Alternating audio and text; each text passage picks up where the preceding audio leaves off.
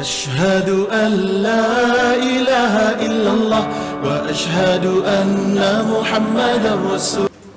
إن الحمد لله نحمده ونستعينه ونستغفره ونعوذ بالله من شرور أنفسنا ومن سيئات أعمالنا من يهده الله فلا مضل له ومن يضلل فلا هادي له وأشهد أن لا إله إلا الله وأشهد أن محمدا عبده ورسوله أما بعد يا أيها الذين آمنوا اتقوا الله حق تقاته ولا تموتن إلا وأنتم مسلمون.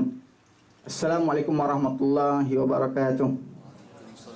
Diucapkan ribuan terima kasih kepada Encik Zulhilmi Muhammad Idris selaku Timbalan Pengurusi Surau An-Nur MBSB kerana memberi laluan sedikit daripada pecinta iaitu Pertubuhan Tamadun Islam Nusantara dan juga kepada semua warga kerja MBSB Kuala Lumpur Jalan Dungun yang sudi hadirkan diri di sini di surau ni. Alhamdulillah.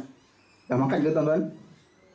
Belum, patut muka tengok sedih tuan-tuan, insyaAllah sebab saya pun baru pertama kali lah sampai di sini. Tadi sebab saya dah disediakan parking oleh Encik Zulmi, Alhamdulillah, terima kasih tuan. Tapi saya datang naik motor. Saya datang naik motor sebab gerak kerja kami ni banyak. Jadi kalau naik kereta dia berlenggang memang tak sampai tuan-tuan, sebab masalah dengan jam dan sebagainya. Jadi kita naik, gerakan kami naik motor dan aluan saya parking kat depan tu lah. Moga-moga motor saya tak diambil oleh majlis. Saya harap macam tu lah, insyaAllah. Tapi saya tengok tadi masa datang sini, dekat kawasan ni sungguh meriah tuan-tuan. Berkenaan dengan orang meniaga, orang Islam kita, Alhamdulillah. Satu perkara yang baik lah. Dan jarang jumpa orang boleh meniaga apa-apa ni, orang Melayu ni. Selalunya orang yang bukan Melayu boleh, tapi orang Melayu jarang. InsyaAllah. Tapi hari ni saya datang hadir di sini, kita berkenaan dengan program wakaf dan program sedekah, insyaAllah. Apa yang saya nak perjelaskan sini berkenaan dengan program sedekah dan wakaf yang kita jalankan pihak pecinta. Pihak pecinta ni kita datangkan program dengan PITAS. Dia bergerak satu Malaysia, dia satu badan NGO yang kita buat bergerak dalam satu Malaysia. Kalau tuan-tuan ada Facebook sekarang, tuan-tuan boleh buka program pecinta. Pecinta Tamadun Islam dan tengok program kami dalam tu. Dan untuk hari ni, untuk bulan ni, yang kita buat program dengan PITAS, Pertubuhan Institut Tahfiz Al-Quran Islam Selangor, di bawah PU Hafiz. Jadi di Kelang lah. Jadi dekat dalam Selangor ni ada lebih kurang 155 mahat. Banyak.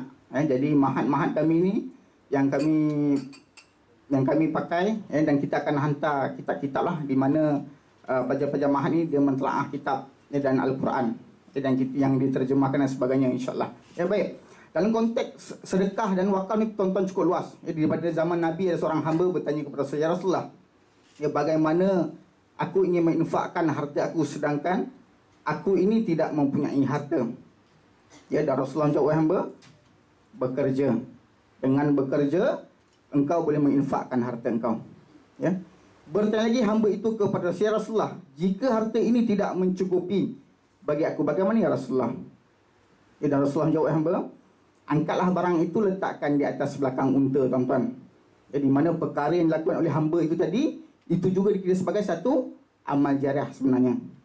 Apa yang kita lakukan dengan tenaga kita, itu juga dikira sebagai satu amal.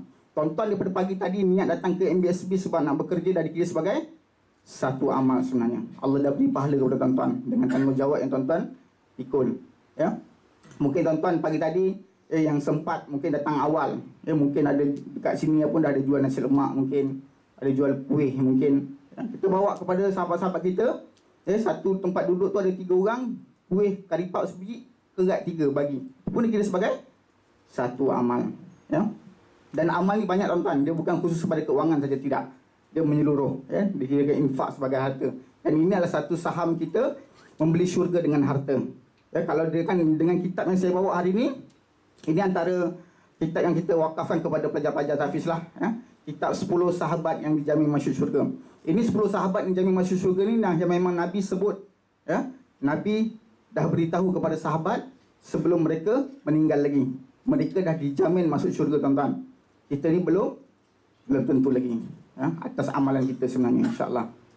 Tapi berkenaan dengan amal tuan-tuan dia cukup luas. Kalau nak ceritakan berkenaan Uthman ibn Affan, antara penginfak tegar, antara pewakaf tegar. Kalau di zaman Rasulullah, bila selepas perang Badar, itu selepas perang Tabuk, di antara pengumpulan harta ni tidak mencukupi untuk mereka berperang. Nabi ni atas mimbar, duduk atas mimbar, dan Nabi bertanya kepada sahabat. Nabi mengumpulkan sebahagian daripada sahabat yang ada, dan Nabi tanya, siapa yang nak menginfakkan harta? Tuan-tuan, kalau hari ini kalau kita tanya dengan sahabat-sahabat kita, kalau sahabat kita ada duit, kita tak ada duit, boleh tak pinjamkan aku 200? Agak berat kita nak bagi, tuan-tuan. Tapi pada zaman sahabat, zaman Nabi, di antara Uthman bin Abdul Affan, dia punya harta antara daripada tanah Quraisy tu sampai ke Afrika Selatan lebih kurang, dia punya harta. Di zaman itu di Raja Najasyi, tapi belum Islam lagi. Belum Islam. Dengan dakwah mereka, dengan menginfakkan harta ni cukup banyak. Nabi bertanya kepada sahabat, siapa yang nak menginfakkan harta untuk perang Tabuk ini? Selepas perang Badar dan berlakunya perang Tabuk. Perang Badar, Uthman bin Affan dia tidak pergi. Dia tidak pergi, dia menjaga anak Nabi yang berkahwin dengan anak Nabi, nama dia Ruqayyah nama dia. Ruqayyah dalam keadaan sakit dan dia tidak pergi. Sebelum ni Ruqayyah berkahwin dengan Uthbah. Uthbah ni anak Abu Lahab. Jadi sebelum Ruqayyah ni bercerai dengan Uthbah ni, sebab Nabi ni antara mendapat firman wahyu daripada Allah, dan mereka ni menyembah berhala. Jadi dengan keadaan menyembah berhala tu, Uthbah ni menceraikan Ruqayyah. Baru Ruqayyah berkahwin dengan Uthman bin Abdul Affan radhiyallahu ajma'in, insya-Allah. Jadi dengan harta yang dia ada ni memiliki banyak, tuan-tuan. Dan malaikat memberi gelaran kepada Uthman bin Abdul Affan ni, dipanggil Zunurain, dua cahaya. Di mana Uthman bin Abdul Affan ni berkahwin dengan anak Nabi, Ruqayyah dan Kalsum, antara dua nama yang disebut. Dan dalam perang Badar dia tidak pergi, dan selepas perang Badar kemenangan untuk umat Islam, untuk muslimin, kemudian diberi pahala ganjaran perang Badar itu kepada Uthman bin Abdul Affan. Nabi dah bagi tahu kepada Uthman bin Affan, dia dapat pahala perang Badar walaupun dia tidak berjihad. Kita dalam keadaan kita bekerja ni pun kita dikira sebagai satu jihad, tuan-tuan. Kalau tuan-tuan niat ikhlas sebab bekerja, sebab cari rezeki untuk anak-anak kita, untuk suami kita, dan mak ayah kita, itu sebagai satu jihad yang besar juga, tuan-tuan. Siapa yang alhamdulillah, kita pun baru lepas bulan Ramadan, hari itu bulan raya pun dah habis raya, tuan-tuan. Dah belum? Sebab sekarang ni pun ada open house, saya tengok banyak, tuan-tuan. Ada masih lagi ada yang buat open house, kenduri kahwin dan sebagainya, alhamdulillah. Memberi ganjaran orang makan ni satu pahala yang besar, tuan-tuan. Tapi selalu kalau kita beri, bila kita bagi sahabat-sahabat kita makanan, tuan-tuan, waktu raya lah, tuan-tuan, kita akan buat open house, betul. Sebenarnya ganjaran yang memberi lebih banyak adalah waktu bulan puasa Ramadan. Siapa dekat sini yang beri duit raya kepada ibu bapa di bulan Ramadan? Ada tak, tuan-tuan? Siapa yang ada, alhamdulillah. Siapa yang boleh beri ganjaran daripada sedikit harta dia, walaupun dia bukan duit raya, mungkin dia serahkan pada, kalau mak saya sekat dulu dia pelik lah. Dia akan pelik, dia tengok apa yang bagi duit raya time bulan Ramadan ni. Lalu orang bagi time raya lah, sebab mood raya kan. Tapi ganjaran yang kita beri pada bulan Ramadan cukup besar. Kalau bulan Ramadan kita selalu buat iftar, betul, tuan-tuan. Iftar ni kita akan keluarkan hasil daripada kita sendiri. Kadang makan dekat hotel, hari tu saya dapat tiket 135 di hotel premium. Kita berpuasa, tuan-tuan, nak makan ada lebih kurang 100 jenis, memang tak makan, tuan-tuan. Tapi itu hasil daripada kita keluar. Tapi dengan hasil yang kita ada ni, kita buat sedikit dekat rumah kita, kita ajakkan kawan kita makan. Kita memberi orang berpuasa makan, ganjaran dia cukup banyak, tuan-tuan. Allah melipatkan kali ganda pahala kita. Itu cara kita membeli syurga dengan harta. Antara selain daripada wakaf dan kita bersedekah dan infak dan sebagainya. Dan Uthman bin Affan ni saya nak cerita ulang tadi, berkenaan dengan Nabi sebut siapa yang nak infakkan dalam keadaan perang Tabuk ni. Uthman bin Affan dia angkat tangan dan dia berdiri, dia kata, aku nak infak, dan aku akan infakkan lebih kurang dalam 100 ekor unta. 100 ekor unta, tuan-tuan, dengan pelana tu pakaian kuda, pakaian dekat belakang unta tu lah, antara dia tapak kasut dan sebagainya, itu antara pelana. Jangan salah sebut, dia ada satu lagi celana tuan-tuan. Nauzubillah. Sebab sebelum ni saya salah sebut, saya tengok dekat dalam Kamus Dewan, dia celana tu lain, dia satu bab yang lain. Ini pelana, ya. Kemudian Nabi duduk dan Nabi bangun lagi. Dia tanya, siapa yang infakkan untuk perang Tabuk ni? Uthman bin Affan bangun dan dia kata, aku nak tambah lagi 100 ekor unta dengan pelana. Ya? Di atas mimbar Nabi duduk dan Nabi tengok para sahabat dan Nabi bangun, Nabi bertanya lagi, siapa yang nak infakkan untuk peperangan Tabuk ini? Uthman bin Affan bangun dan dia tanya, nak tambah lagi 100 ekor. Banyak tuan-tuan, 100, lebih kurang kat situ dah 300 ekor. Kemudian Abu Bakar Siddiq antara sahabat yang tengok Uthman dia menginfakkan harta dia, dan Abu Bakar Siddiq bangun dan terus balik rumah tuan-tuan. Dia terus balik rumah. Dia ambil lebih kurang dalam 4,000 dirham, lebih kurang dalam satu depa, iaitu barang emas, dan pergi kepada Rasulullah dan letak depan Rasulullah. Dia kata, ini antara barang yang aku nak infak untuk peperangan Tabuk. Masya Allah tuan-tuan. Kalau kita hari ni ada emas, kita simpan tuan-tuan. Sebab saya tengok sekarang program emas macam-macam lah. Kita simpan emas kita. Tapi kalau kita simpan tanpa kita guna, dia nanti kena hisap. Dia jadi haul, itu satu bab yang lain. Tapi kalau kita guna, alhamdulillah, insyaAllah. Tapi dengan keadaan sekarang ni, kita tak boleh nak guna yang antara emas-emas yang kita boleh tengok sekarang ni, sebab keadaan di Malaysia ni rompakan ni terlalu besar. Jadi kita kena jaga-jaga, insyaAllah. Baik. Dan Abu Bakar As-Siddiq, dia beritahu kepada Nabi, ini antara harta yang aku ada dan aku akan infakkan. Dan Nabi bertanya kepada Abu Bakar As-Siddiq, wahai Abu Bakar, apa yang tinggal kepada engkau dan untuk keluarga engkau? Dia cakap, tidak ada tinggal apa-apa kepada aku dan keluarga aku, cuma Allah dan Rasul saja. Masya Allah tuan-tuan. Sebab tu mereka ni yang di antara dipilih dan diambil oleh Allah untuk masukkan dalam syurga. Antara yang terjamin yang masuk dalam syurga tuan-tuan, berkenaan dengan yang Nabi sebut kepada 10 sahabat, antara Uthman, Ali, ya. Ada antara sebut, ini antara kitab lah, ini antara kitab yang ini tapi ada 2 jilid. Yang ini 1 jilid saja, satu jilid lagi tebal. Jadi saya tak bawa. Saya bawa 1 jilid. Nanti kalau tuan-tuan nak tengok, boleh tengok insya-Allah. Ini antara sebab apa Nabi pilih mereka ni antara 10 sahabat yang masuk syurga. Banyak lagi sahabat lain-lain tuan-tuan. Ya, antaranya Uthman bin Affan ni, dia tidak pernah menyembah berhala. Ya. Kalau tuan-tuan tengok sekarang kan, kalau tengok kawan kita yang kita kenal, kita tengok kawan kita yang kita kenal, kalau dia jumpa dengan kita dengan pakaiannya yang tak berapa nak baik, pakai slipper Jepun, lepas tu dia cakap, dekat dalam bank aku ni ada 100,000. Tuan-tuan percaya tak tuan-tuan? Kita pun susah nak percaya tuan-tuan. Tapi pada zaman Nabi, antara sahabat yang terdekat inilah, mereka ni mempercayai Nabi. Nabi antara orang yang paling kaya sebenarnya tuan-tuan, tapi dia tidak menunjuk kekayaan. Nabi simple saja, ya? Dengan segi pakaian dia. Kalau kita tengok sejarah Nabi lah, ya, Nabi berkahwin dengan Siti Khadijah bin Khuwailid, antara orang terkaya, perempuan terkaya di zaman Quraisy. Sampai dakwah Nabi sampai ke hari ni tuan-tuan, dengan infak mereka, sampai di titik-titikkan Islam dalam diri kita ni tuan-tuan. Sebab infak sahaja. Banyak ganjaran yang Allah beri kepada. Dan antara yang disebut dalam kitab-kitab lain, antara sedekah, wakaf dan sebagainya, dicerita antara dalam kitab-kitab daripada An-Nasai, At-Tirmizi, Kitab Sittah, dicerita dalam Al-Quran, dititik, dan tidaklah Allah memberi kepada kita salah satu pintu syurga untuk ahli sedekah. Dan Allah memberi. Saya nak tanya tuan-tuan kat sini, syurga ada berapa tuan-tuan?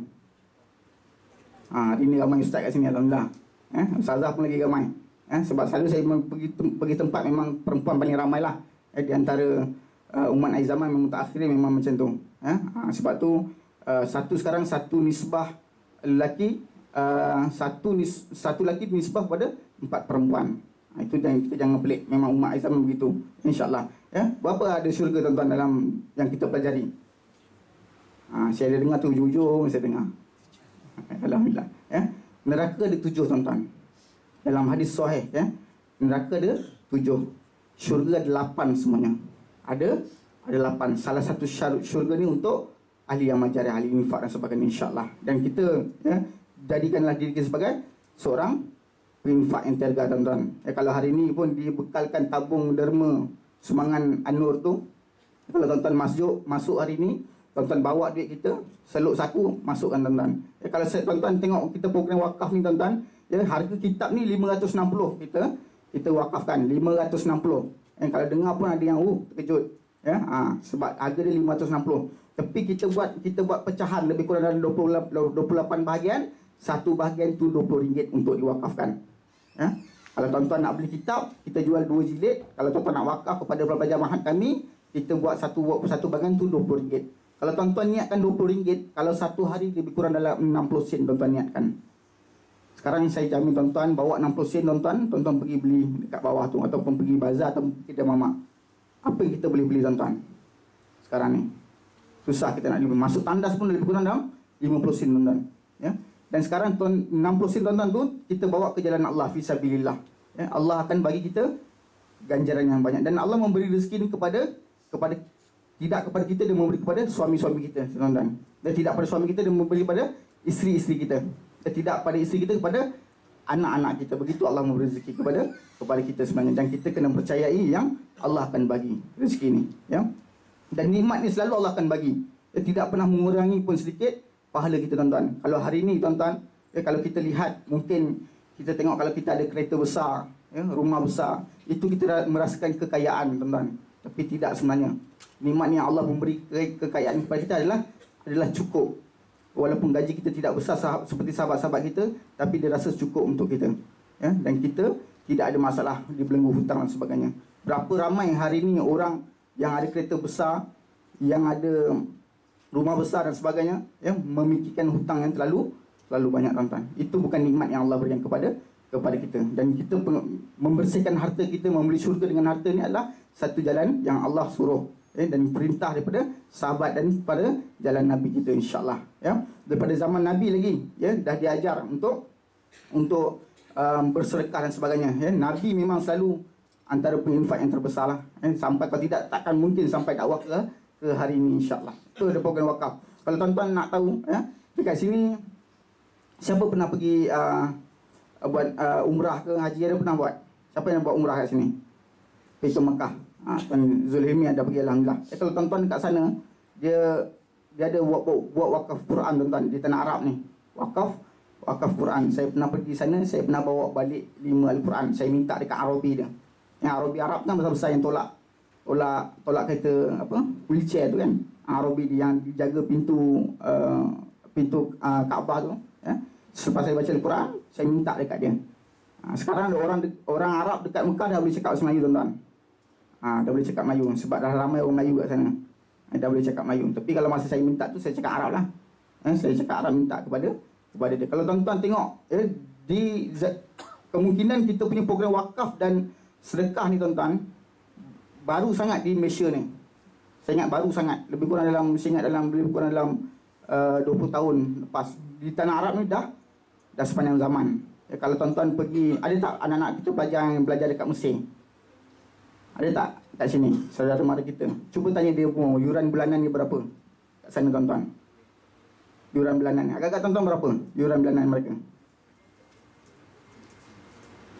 Lebih kurang dalam sebulan, lebih kurang dalam RM2.5 duit kita. Yang saya tahu tu tahun 2006. Sekarang mungkin naik sikit lah. Dan lain semua wakaf tuan-tuan, masya-Allah. Ini baik untuk pelajar. Kalau saya di Syria, antara dia baru sebulan lebih kurang dalam RM35. RM35. Jadi cukup murah. Yang lain semua diwakafkan. Sebab tu kita buat program untuk mahat ni. Jadi mereka ni menghafal Quran tuan-tuan. Apa yang kita wakafkan, buku kitab ilmiah, apa yang digunakan.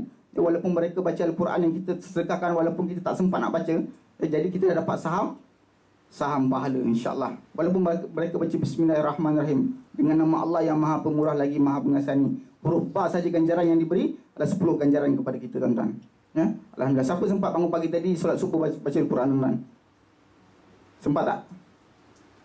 Kalau tak makan lagi mungkin tak sempat tuan-tuan. Lepas makan insya-Allah sempat.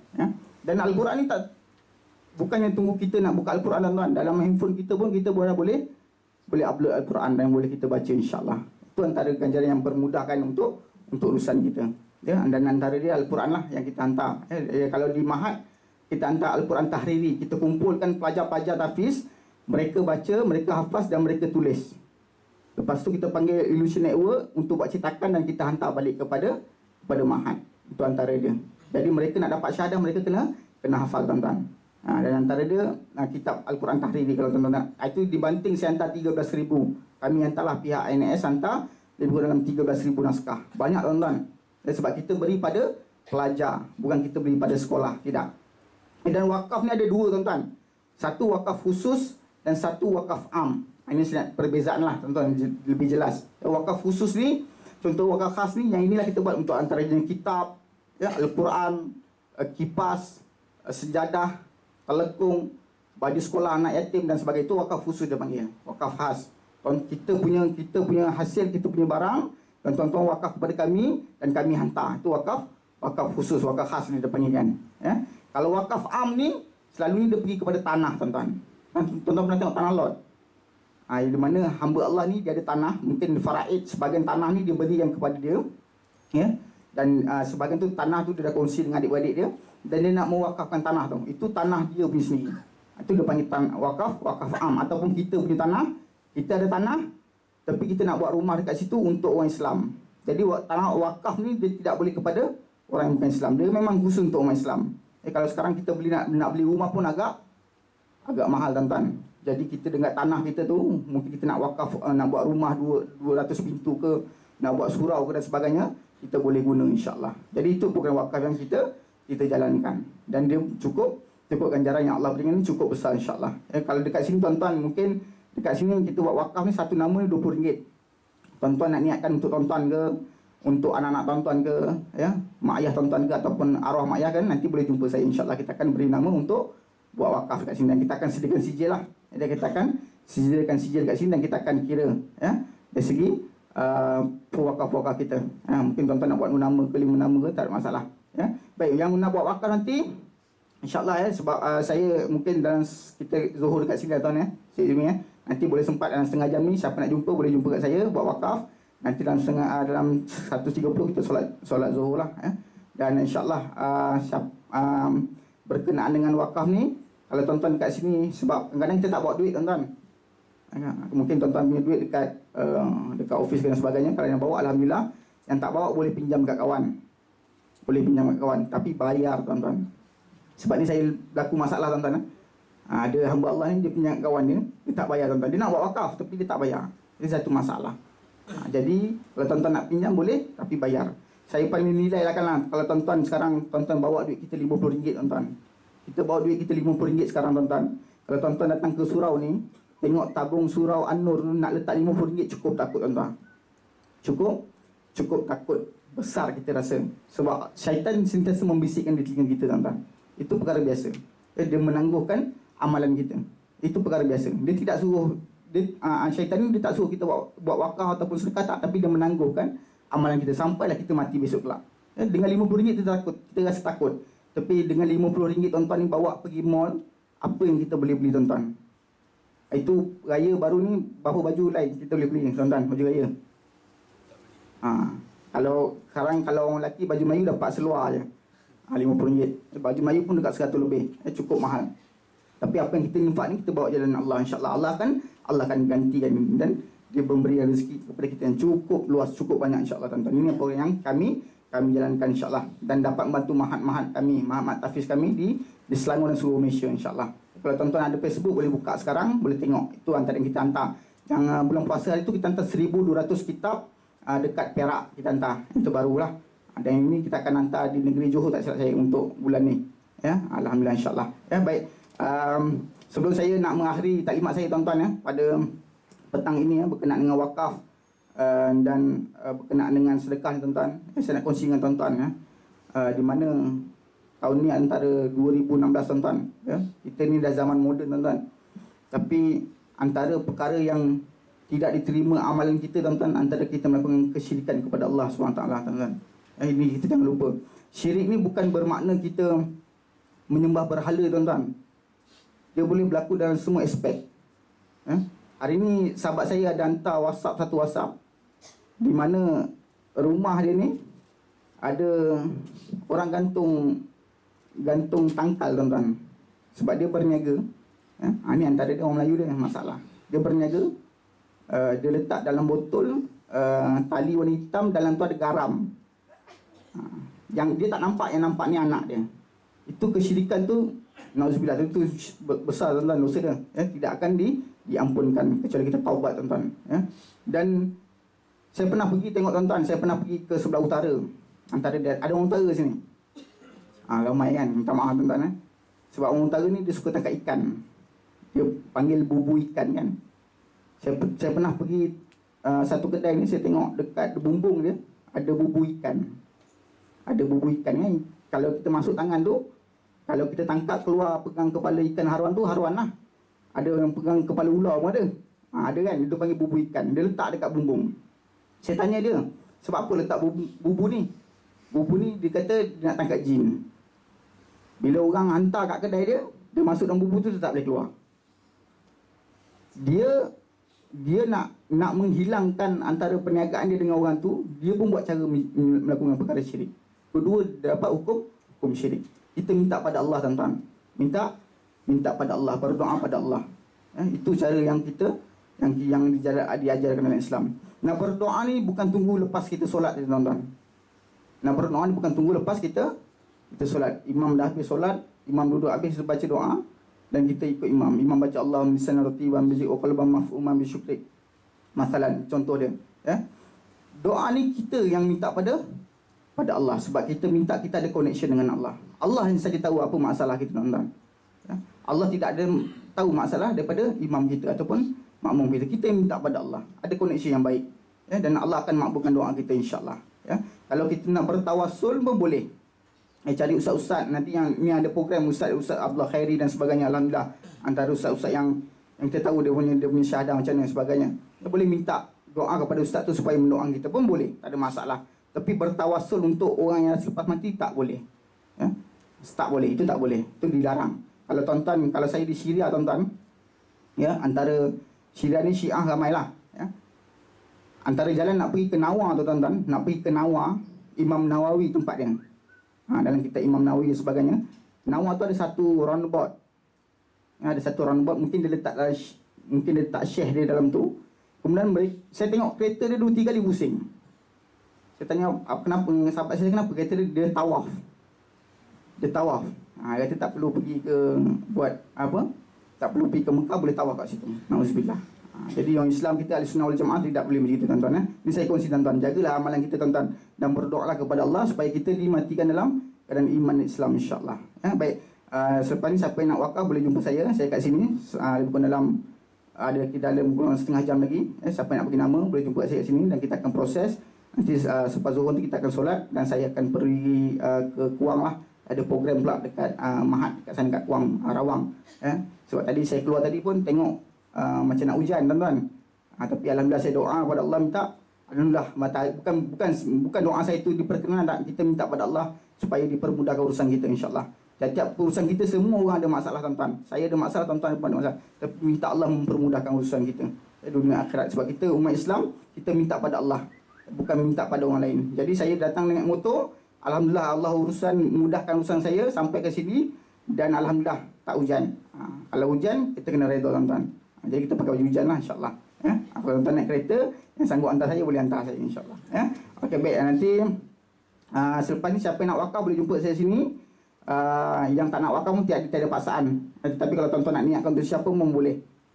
Itu antara amalan yang kita jalankan insya-Allah, dan kita moga yang buat untuk arwah tu, apa yang kita sampaikan tu sampai kepada arwah. Kalau mak ayah kita dimatikan, antara hadis yang disebut idza matal adam in qata amaluhu illa min salasin sadaqatin jariyatin yantafi'u bihi wa wadin solihin yadulahu. Apabila mati seseorang anak Adam itu, maka terputuslah segala amalnya kecuali 3 perkara tuan-tuan. Ini antara hadis yang famous.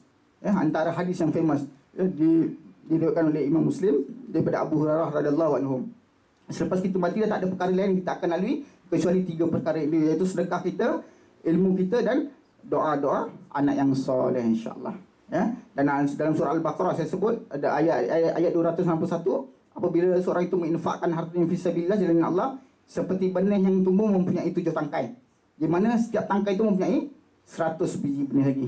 Kita beri satu, Allah beri kita 7. Dan setiap satu cabang tu ada 100, banyak sebenarnya, tetapi melalui syuur perasaan-perasaan kita yang ikhlas kerana Allah, insya-Allah ya. Okey, sekian taklimat saya berkenaan dengan pengeluaran wakaf dan infak ni ya. Apa yang baik itu datang daripada Allah dan apa yang buruk itu datang daripada kelemahan diri saya sendiri ya. Saya ucapkan ribuan terima kasih kepada warga MBSB yang turut serta dekat sini, dan semoga Allah murahkan rezeki tuan-tuan, insya-Allah ya. Assalamualaikum warahmatullahi wabarakatuh.